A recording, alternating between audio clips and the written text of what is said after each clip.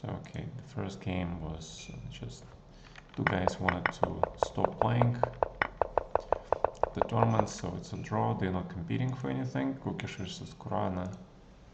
Kurana had a chance, if he wins this game, to win out the tournament outright, so he plays for a win. But he kind of does it carefully without taking unnecessary risk. Black is defending well, actually. Yeah, I remember we covered this endgame, yeah, the previous game. Very hard for white to make progress, still. Okay, he's trying. Rook points the pawn on h5, kind of useful. Potentially rook goes here. This rook on d6 protects the pawn, so this rook can move.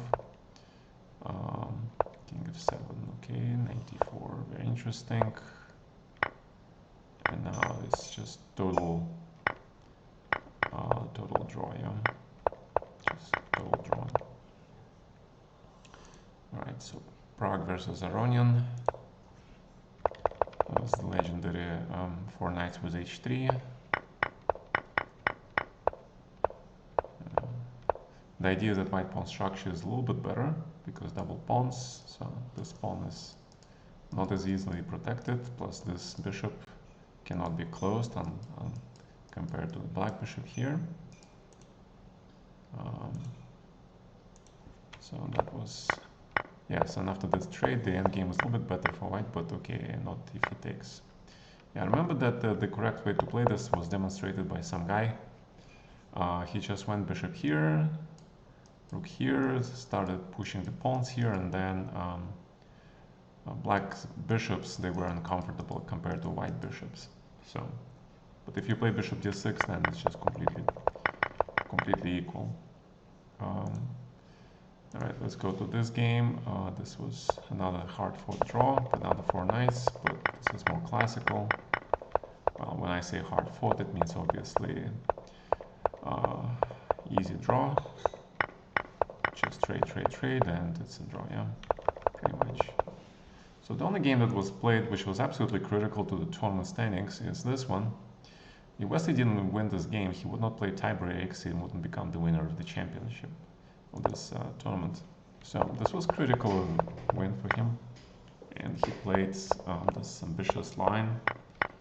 So knight b8, black was doing okay, but then Abdusattorov, of course, you know, remains true his play. He just goes fighting, pushing pawns.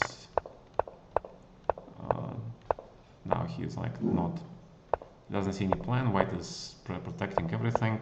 The king, interestingly enough, goes to b3, which gives black some ideas like rook a7, but in order for that to work, you need to double the rooks, and that obviously is not going to happen because f5 is going to break. Now, of course, he can play h4, and it's +2, h5, and the f file is now open. Also, remember how black sacrificed this pawn. The more pieces you trade, the more relevant it becomes. So technically, white has two pass pawns, this pass pawn and this pass pawn. The king is protected, but some chances for black to infiltrate, maybe get some checks, but black king is definitely more open. So this position is dead lost.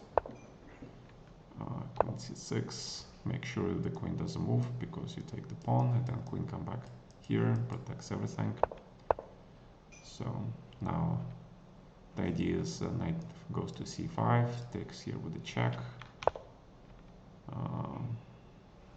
Yeah, if queen f1, then white has this check. You can go here, but if you go here, there is this check, and then queen trade. And if the queen trades, black is probably losing this. Let's see, +5-7. Yeah, queen d7. Yeah, that was the correct line. So bishop protects, but then notice how white controls absolutely every square away from the black queen. Now the pin, and again the tempo. And g5 forces finally to get this pawn, and then queen trade, and black resigns. All right, so that was the tournament with the last round. Following this last round win by Wesley, now we have playoffs. So the round 1 game was between hey, Content Horse, what's up? Yeah, so the playoffs are very curious thing. It's a blitz, actually, playoffs, not even rapids. So the first game between Prague and Kruana, and let's see what happens. Yeah, I don't recall seeing a lot of playoffs in this event. Usually somebody wins it outright. So Prague plays conservatively. Black surely is okay, slightly worse. Okay, yeah, this was kind of weird. Why not just take this pawn? Yeah, play c5. That was most logical, and the idea is to play c4. Or maybe, okay, but he needs to see this. Yeah, he needs to see this, and then whether this extra pawn. But white has extra pawn, yeah. But of course I know that Fabi doesn't like to give pawns just without anything clear or something sharp. Yeah, the engine says white has minimal advantage because this pawn is weak, very hard to move forward. But still, it's kind of unpleasant. So what else you can do? Maybe here you can just go back here with knight c6, because the way he played it, he just gives white a pawn.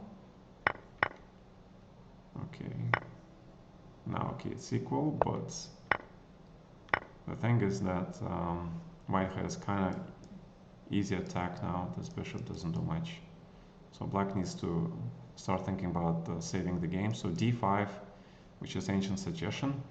Oh, actually black is better, yeah. So Fabi did actually okay. Yeah, so he actually, yeah, I thought the white was worse, but no. Okay, so white is worse actually. Knight d7 is not bad, but d5 makes sense, yeah. To open the bishops, the files, e5, now you play knight d7. So something like bishop f4, probably he was concerned about this. Queen g3, but then just knight g6, yeah. So white cannot give up this pawn, so bishop f4, and then he needs to see this move, which is not so easy. Not easy move, because you jump here right before white knight jumps to f5. So something like this, bishop a5, but maybe even, yeah, g5 is kind of too adventurous. Yeah, that's true. Too adventurous. But even this move is possible. Knight goes here with the tempo. And black is better. Yeah, so Fabi played really well. But then, yeah, apparently not accurate. Queen f6 with the idea of pinning the bishop. Kind of unusual to put your queen right under the radar. But you kind of win the tempo, yeah. So queen here, and then if queen g6, that's knight f5 anyway, bishop to7. But okay, it's a game, yeah, it's a game. So knight e5 is also very logical, so I don't see a problem. Bishop d7 again, very logical. Knight d5, both players, you know, putting their pieces on good squares pretty much. Bishop protects. And king h7, again, computer suggests playing g6, but it's very brave to play this move. So king h7 first. Now white plays here, he must, because f4 is the only way for white to try to win this game. And black had to find queen g5 here.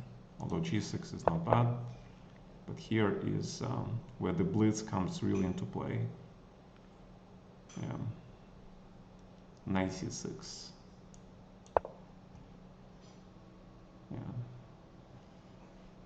Definitely not something you want to play with the king being open like that. Maybe he was scared of this, but then this is good enough, yeah. This is good enough. Yeah, it's actually not a easy position. Even this is not completely clear. Queen here. Not sure why I need to play Queen f8. Rook a5 makes sense to join the possibility of attacking both knights. Although you cannot take this knight. Okay, the idea of Queen f8 is actually now you're threatening to take the knight, yeah? There is a mate threat. Bishop g7 is not enough. And then you play like this.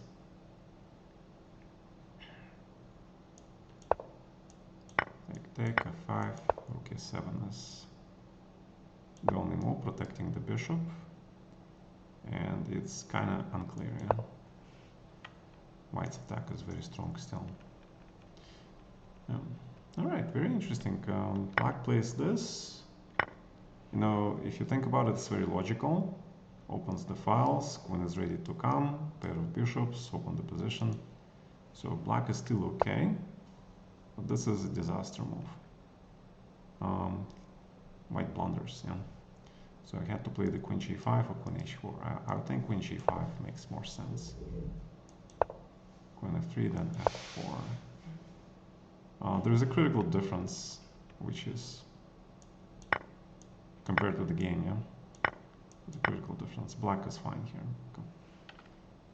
Slightly maybe worse, but okay, can survive.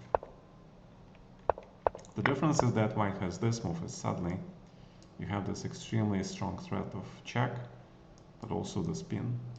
So black is pretty much just lost, which is crazy, because the only way to protect this bishop is you have to move the king somewhere.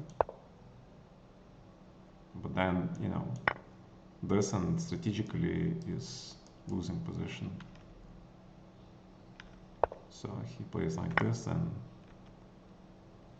yeah, I'm kind of surprised Pragg didn't play queen g4 here, to be honest.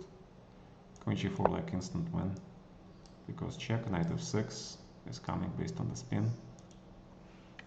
Okay, he played this, and queen e7 is also just allowing white to win the game. Yeah, this was just a really bad blunder. So it's kind of crazy that the tournament is decided by the blunder in the Blitz game. I think they should have done the rapid tiebreaks, not the Blitz tiebreaks, to be honest. Makes more sense. So Pragg beat Caruana, now he plays Wesley, he loses to Wesley. Also an Italian. This is kind of like pretty popular setup for black. Pair of bishops. This looks okay. King d7, apparently all analyzed by Pragg. Well, he needs to protect the e6 pawn so the king can move him, so I can understand that. Yeah, but now the rook is kind of misplaced. And white can now play in the center, yeah. King h2 is a little bit weird. Yeah, so black is still doing okay, but he's misplaying things, yeah, after knight e2, because the problem in the position is that this bishop is closed. This king is really not coordinating black rooks much, so this is the only attacking piece that the black has. Once this attacking piece is gone, this bishop is closed, white has like huge advantage, yeah, because in the center. So knight e2, and now he blunders, yeah, because he still cannot play a5 because of the check. I like this rook e3 move. Now rook steps behind to attack the pawn, also protects the king, and this knight is untouchable. Yeah, this bishop is just really bad. So white is strategically winning now. f5. Yeah, f5 is an admission of a defeat, but okay. Knight e5 check. You cannot take because this rook runs into the game, so king here. There is this threat of g1 queen, but white can just play this, yeah. And black is completely lost. It's completely lost. So he resigns. Alright, so now Wesley is in the lead, and he only has to survive against Fabi. It'll be very interesting if Fabi beats Wesley, because then we have full circle, yeah. But Fabi needs to win, so Wesley managed to hold. Yeah, so this is pretty interesting. We have transposition into the Dutch reverse, or the bird opening. I actually commend Fabi for this choice. I played myself a lot of times. It's a fighting choice. As we can see, the game is completely unbalanced. I really don't like this move though. Don't see any reason to play it. Queen f2, if you play Dutch, then you know queen f2 is pretty common. But, I mean, queen g3 is more logical, but then queen c6, knight c6, yeah. So the reason for queen f2 is to prevent knight c6 probably, yeah. And also the other reason that when you trade your knight on a5, you hit this guy back. So knight h5 is, yeah, now you can take here, yeah. Yeah. Knight e5. There's some tactics you need to calculate, and white is good. Yeah, not easy to see in the game. So the idea is to prevent knight c6. So he plays here. Bishop takes. Again, white is a little bit better. Yeah, this is definitely kind of weird. Queen here, and if he takes, put the queen on g2, and then black has kind of small weakness on c5, so keeps advantage for white. This looks natural, but now white is pushing pawns without completing the development. So again, if you play queen e1, you should like actually play queen here, I think, yeah, something. Yeah, I mean, looks pretty dangerous for black anyway. But the problem is like, how do you play here with white? And black has pretty simple plan, c4. This is backward pawn, knight is on the rim. So he tries to develop and actually succeeds. I'm not sure why black doesn't play c4 here. Was he concerned about this? But then d4. So maybe take first, and then this. And then, yeah, this move. And black's just better, yeah.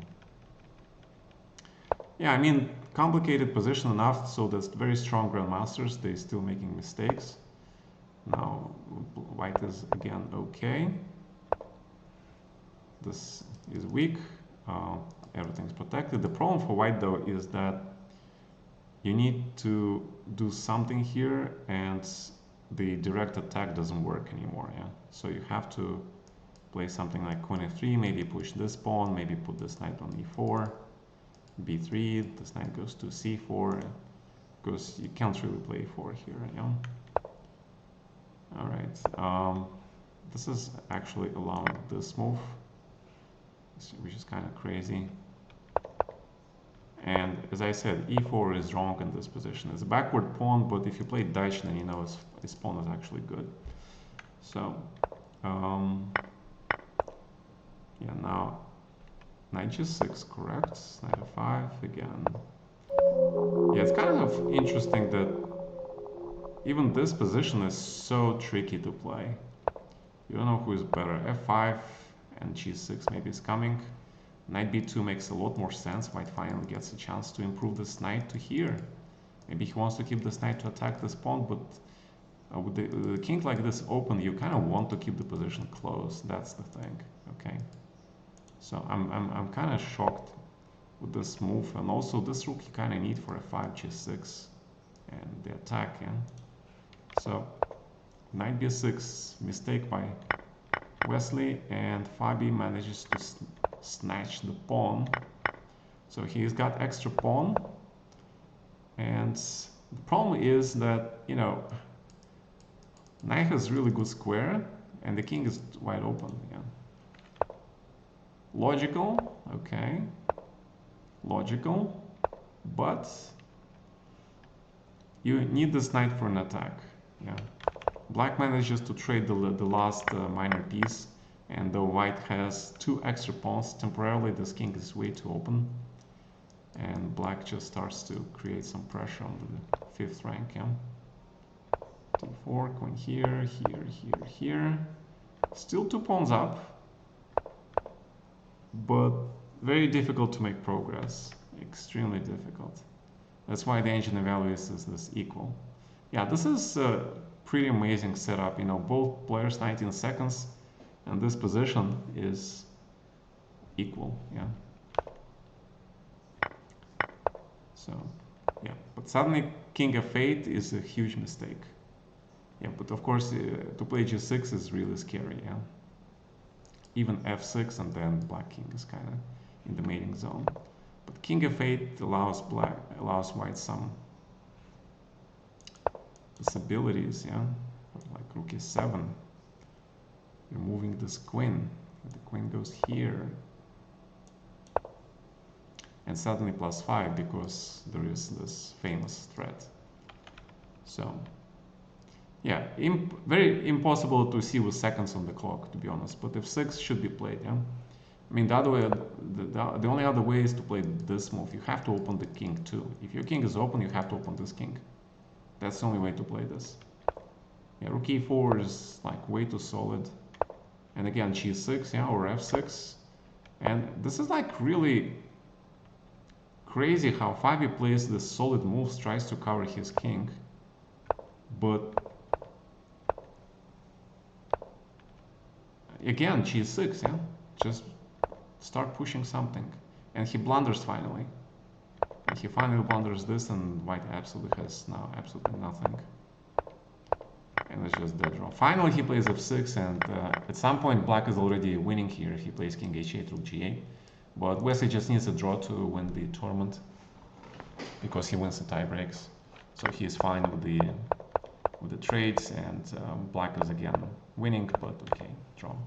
Yeah, this was pretty crazy tiebreaks, but hats off to Wesley. He focused when it was necessary, won the last round the classical, and then he played really well and probably had the most cool nerves in the tiebreaks, the Blitz tiebreaks. Yeah, he doesn't play Blitz much.